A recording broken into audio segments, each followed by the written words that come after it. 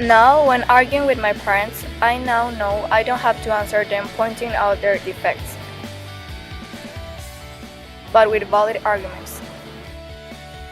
And also, now I can state something and win a discussion, although my argument is not completely true, by appealing that the other does not know about it.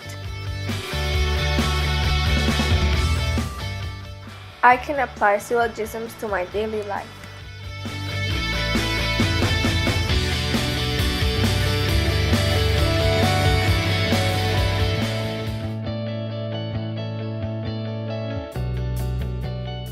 And establishing relationships with analogies also.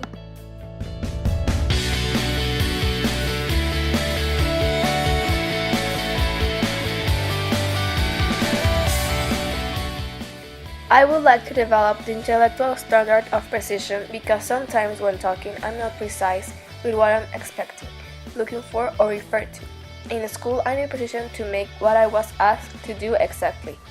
To develop it, I need to think of it before saying or asking for something. I would also like to develop the intellectual trait of fair-mindedness. I have to take into account all the points of view and perspectives that exist. To develop it, I need to think of this before expressing my thoughts. The previous ones, but also relevance, depth, intellectual perseverance, and purpose, are some of the elements that should be applied in school to perform well our tasks.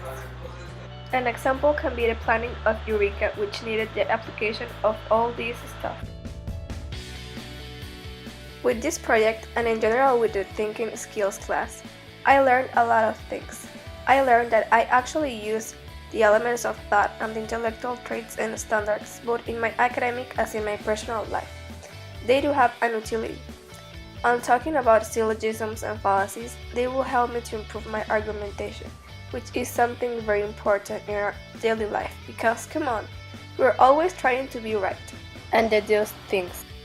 About myself, I learned that I have the capacity to use all these abilities and traits, even to learn more about this, which is something I really want to.